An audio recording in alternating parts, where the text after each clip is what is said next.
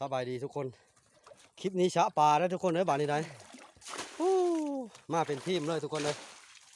มาเป็นทีมเลยเบาวันรูปล่อพ่อกระเทินบังน้ำกับมาน้ำทุกคนเลย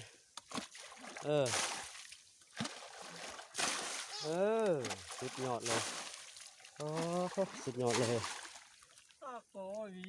โอ้ยหาเครื่องมามัดนะชัวหาเครื่องมามัดในตายเลยแบบน่ะเสียเปรียบเลยวันรูปล่อพ่อกระเทิน อันรูปล่อพ่อกระเทินเพราะใช้รถอัญชวีเงินหมุนละตายแล้วอันนี้นะ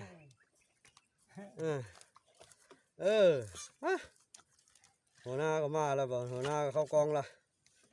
ว้าบ้านนี้หาเครื่องมามัดก่อนบ้านนี้หาเครื่องมัดก่อนเด้อค่อยๆซะค่อยๆซะปลากระดองไม่ดองมาอยู่หาเครื่องไปมัดก่อนมันบลายไปแล้วนะมึงนี่หลายปลาใหญ่ชุดนี้มีปลาลูกมาตอนคือพอท่านน้องแต่พวกมึงนี่หนาปุ๊บเลยฮะหอนอย่างนี้คือพอนะเห็นบอกเดี๋ยวนั้นละโดนคืนโอ้มันหักนะนี่เอาเครื่องมัดเอาเอาเครื่องมัดเอาน้อยเอาเครื่องมัดเอาคลิปนี้มันตายก้อยน้ำแรงเลย เหลืองละกินก้อยปลาน้อยแต่หึงละมะโกก็มีละก้อยให้หัวหน้ากินเลยตายเนาะมื่อเลิกก็มีแต่นอนนี่หัวหน้าไปกับบลุกมาทักทายจะดีโลด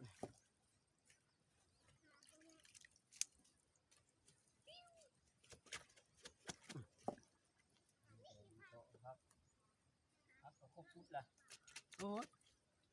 ทอดบริปอนเท่านั้นเอาช้าเลยแบบนี้ช้ากับค่อยๆทอดเอาฟาดจนจำใจก็ขนาดผลหาผลได้ค่อยๆทอดเอาหน้าวันแต่ทุกท่านหัวหน้ากับวางก็เลยหัวหน้าท่านลุกอยู่หัวหน้าในเรื่องโอเคน้องมีลูกด้วยป่ะสุดยอดเลยบ้านเลยสุดยอดเลยคลิปนี้สุดยอดเลยกลางดงอีบ้านโอ้สุดยอดเลย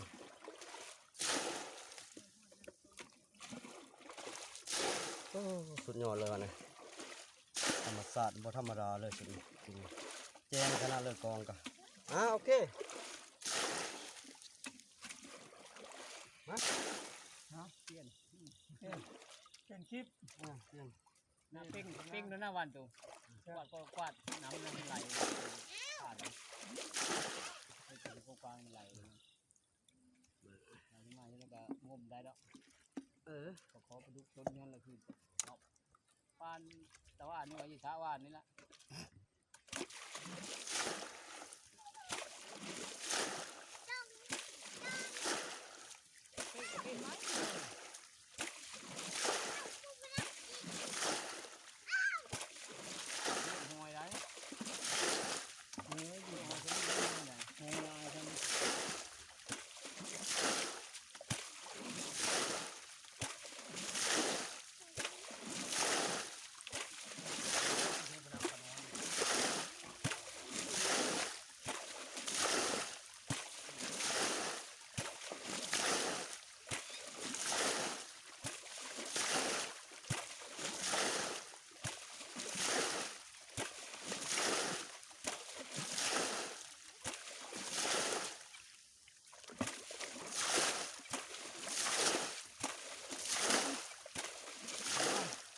ตามมา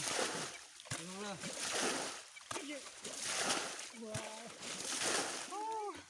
ไม่น่ารักทุกคนเลยงัดเอาได้ในช้างไหนน้ำช้างนะช่วงงัดได้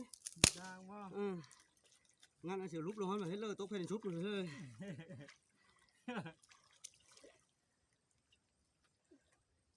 น้ำช้างหันมากีฬามีแต่ไปลงมาย่า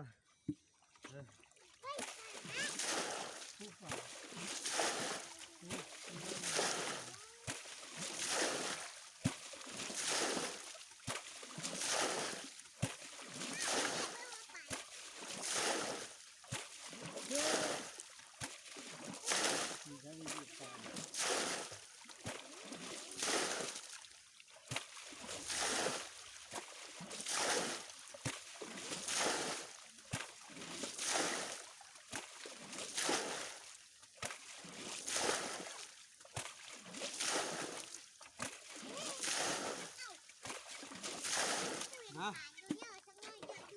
พักลูกยอด พักดอกย้อนบางคนก็พักหัวย้อนบางคนเอิ้นหลายบอนหลายแนว หัวย้อนก็ถือยอดนี่ชื่อ ฮะบ่าวนี้บ่าววันจัดสรรต่อทุกคนเลยโอ้หมวยหนึ่งเลย